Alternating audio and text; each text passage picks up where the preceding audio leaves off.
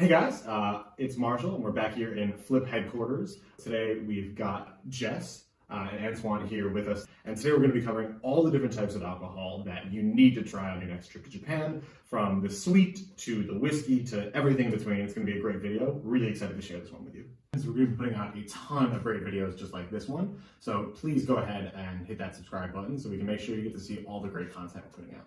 So a lot of people, when they hear sake, think that means just Japanese alcohol. But actually, the word sake is the Japanese word for alcohol. So when you order sake at a Japanese restaurant, you're actually getting what's called Nihonshu. It's a rice wine, typically between 10 and 20% alcohol, that can be served hot or cold. It smells like banana almost. Really? No, have an inhale, sort of like banana liqueur. Are you getting that? Now that you're saying it, I am kind of getting it. You're not wrong. Tokyo banana. Tokyo banana, like Tokyo Nihonshu banana. Yeah. We'll see. Cheers, guys. Very smooth. What do you guys think? Yeah, it is quite smooth. It's nicer than I expected. I thought it would be a lot more sort of like acetone, like when you drink hot sake. And it's like quite acidic. Honestly, for me, it seems like closest to like a sweet, light white wine. So something you might have with fish, like Pinot, Chardonnay. I think the experience is going to be really similar there. Maybe not like Chardonnay or wine like this. No, I'm French. Fair. I wouldn't consider myself great with wine. Yeah, it's less tasty than French wine, but it's pretty good. I think, yeah. But I mean, when you think of white or red wine, I put this closer to white.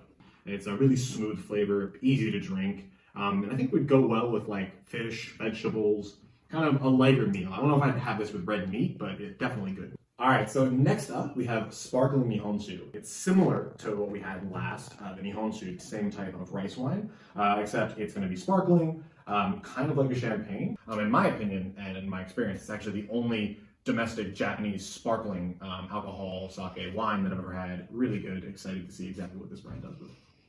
Kanpai, guys. Kanpai. Kanpai. That's sweet. That's really good, though. Yeah, it's quite similar to a soft champagne, maybe. Yeah, it's really good. Honestly, it's like so sweet and so dry that you could drink the whole bottle and not even know it was alcohol.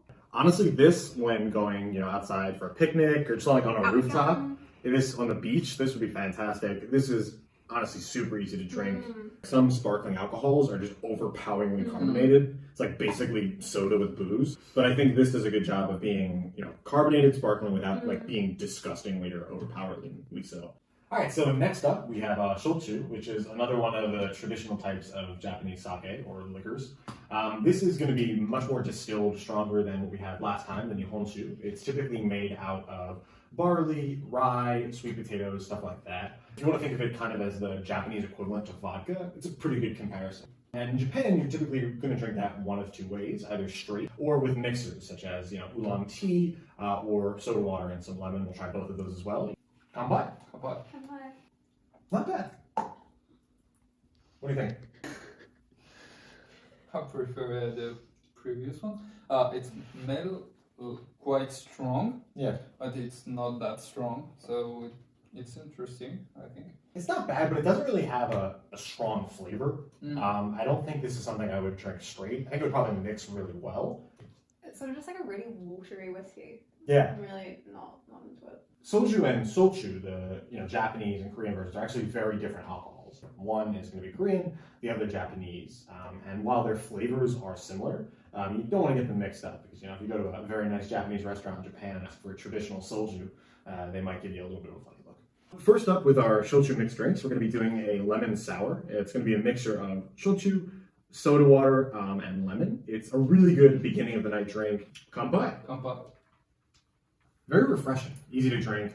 I don't know if any of us, not to speak for everyone, but if any of us was a fan of the straight Shochu, so I like this much better. What do you think, Jess? This is sort of my go-to at the moment here. Like if we're at a restaurant, I'll order one of these for dinner. It goes well with anything, right? Yeah, it's just really easy, like super refreshing. If you're kind of hot, you don't want to like commit to like spirits or something. This is just like quite a chill thing. It tastes like vodka, I think.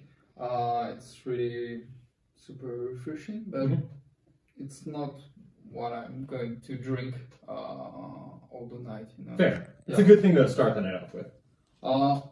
Yeah, I prefer beer to start, but yeah, no, I'm not super fan of this one. Okay.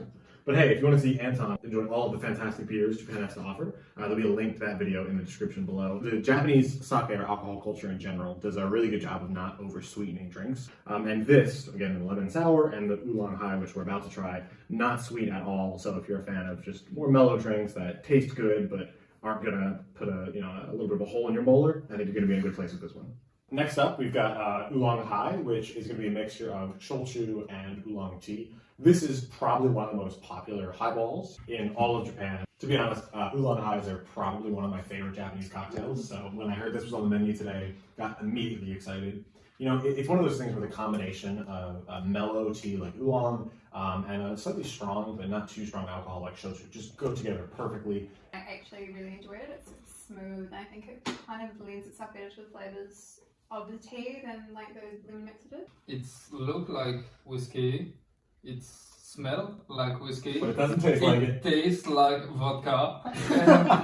I don't like it. So next up, we've got Umeshu, which is Japanese plum wine.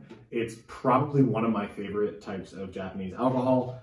It's interesting because even though it's a plum wine, the process for making Umeshu is actually going to involve a shochu base, and then mix in the plums, and then distill it from there to get this, sweet, slightly syrupy, but not overpoweringly delicious flavor.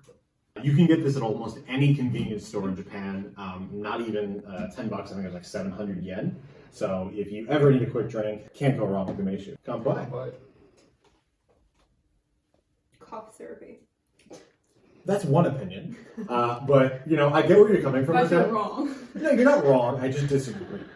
Just that fake plum sort of taste. Like it's not unenjoyable. Like it's quite nice. Quite good. Yeah. I like it. But Glad you agree. It smell and taste like medicinal I had when I was a child. So my personal favorite way of drinking it is with soda water. It just turns into an amazing cocktail. Next up, we're going to be trying Japanese whiskey.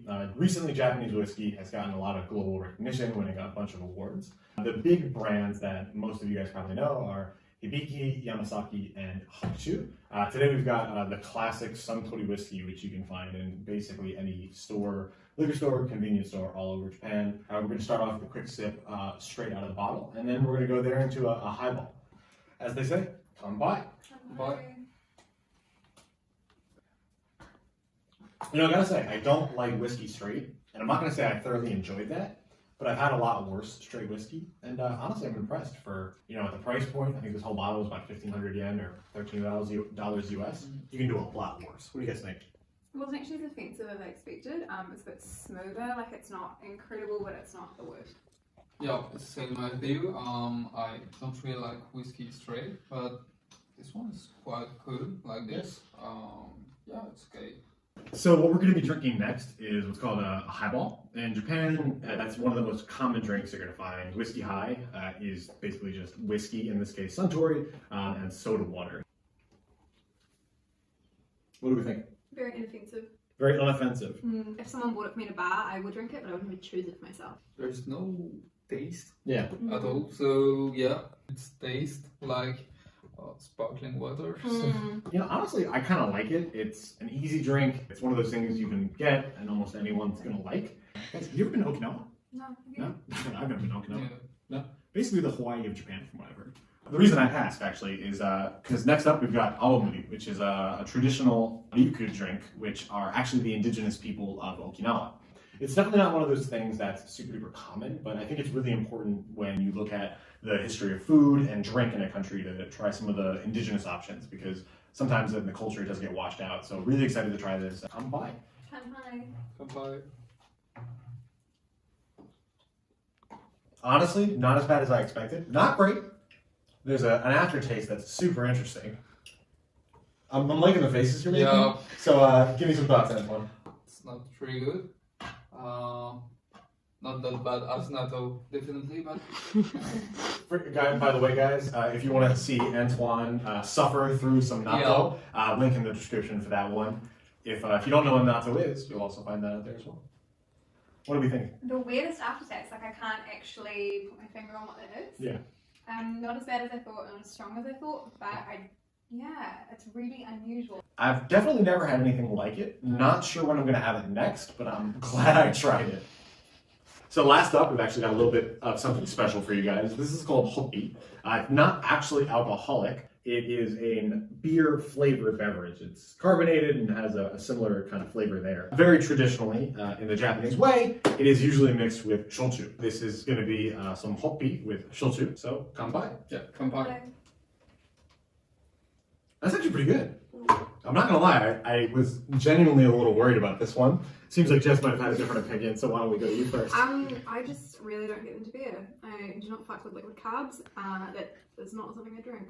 Gotcha. I love beer, but this one tastes like a fake. Yeah, it tastes like a malt beverage, if you guys have had that. Yeah, It tastes like an alcoholic malt beverage. Weird. No. No? Not for me. So, guys, thanks so much for watching. This has been a true blast. So if you like what you're seeing here, like, subscribe in the section below. We've also got links to where you can get all these drinks as well as some great recipes down in the description below. Thanks for watching. True pleasure, and we'll see you next time. Boom, bros. Come on. Oh, okay. Am I a baby? Somebody that's really 23, though. Come on, really? I need a little top up too. What is this dick measuring contest? Yeah! For the record, I abstained from this whole competition. That is the biggest energy. It's not just